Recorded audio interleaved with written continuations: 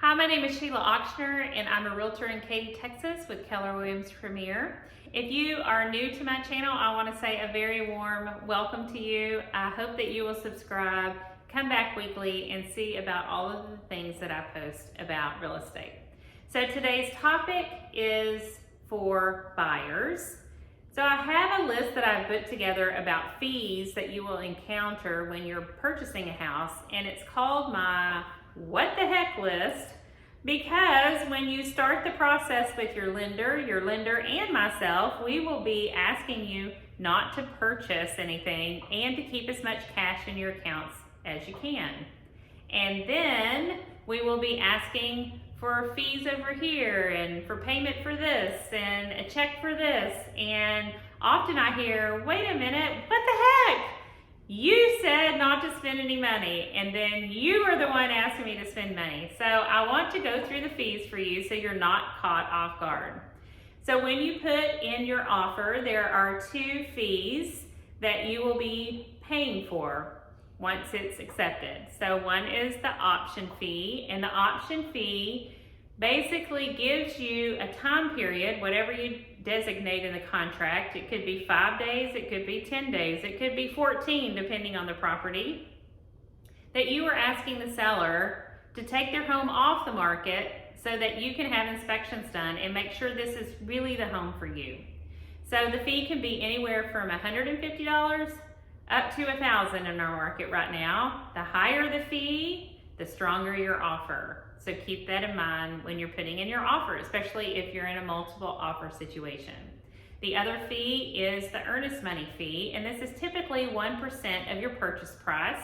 Now this fee is given to the title company, and the title company does cash it and leave it in an account that is held there until you close, and then that money is put towards your closing costs. So you don't lose that money. The only time you would lose that money is if you terminated the contract past the time of option and past the financing period. If at the end, when you're about to close and you just say, I think I've changed my mind, that money goes to the seller, and it should, because their home has been off the market for almost 30 days, and then they're having to go back on the market. And as we know in our market, once your house has been on the market for a while, people will start asking, what's wrong with this home? And they won't purchase it, or they'll offer less. So that money would go back to the seller if you decided to terminate.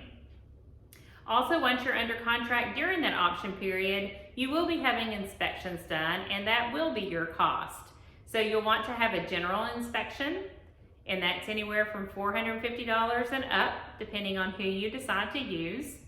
You may want a well or septic inspection if you are purchasing land. You may also want to add termite inspection. That's usually about $100 or $150. And although these fees sound like a lot, and they are, it really is to protect your interests and make sure this is the home for you, that it's in the right condition so that you can move forward. You'd much rather spend that amount of money and back out and find a better home for you than to go through the process hoping everything's good, closing on your house, and then finding all these issues that could have been addressed up front. The other fee that you will have is an appraisal. So after the option period, most lenders will then order the appraisal. Keller Mortgage, who Keller Williams has a cooperative with, they will order it on day one, and then you don't pay for it until later. And if you do terminate, you don't have to pay that fee, which is amazing. However, most lenders will wait until after the option period. You pay that fee to them for the appraisal. So the house that you're purchasing or the land that you're purchasing has to appraise for that amount, or the lender will not obviously loan you that money. So they want to ensure that they're loaning money for the amount that the property is worth. So that is an appraisal, and depending on the size, it could be anywhere from $450 is probably the lowest that I've seen on up. But typically they're around $500 to $550. That's a fee you can expect. Another one you might have in your contract is a survey. So some sellers will already have a survey, and if your lender approves that survey, awesome, you don't have that cost. However, if they don't have a survey and it is a strong seller's market and you want to appeal to the seller to choose your offer over someone else, you're going to want to offer to purchase a new survey. And another reason why you might need a new survey is if the seller has put in a pool since the last survey was done. But this is a negotiable item on the contract.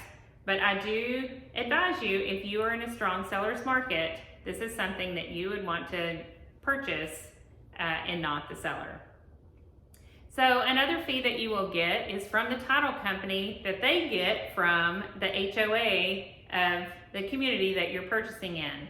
So if you're purchasing in a community, there are documents that are required by the title company. And so they pull those documents. There's a fee for that. There is a fee for transferring the title. That's another fee. That's all on the HOA addendum, which will be part of your offer.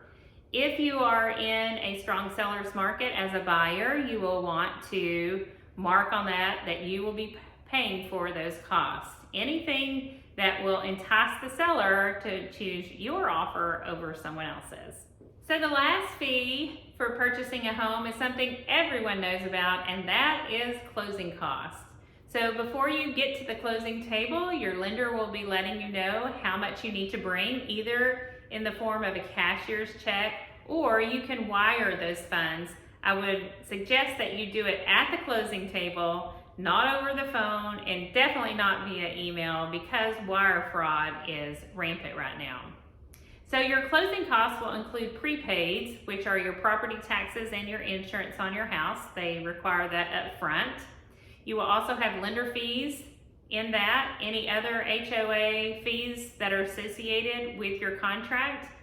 All of that will be given to you before you come to closing. You will have a line-by-line item, and you can go through that with your lender before you even get to the closing table. That way, when you're there, you are relaxed, you know what's expected, you close on your home, and you're good to go.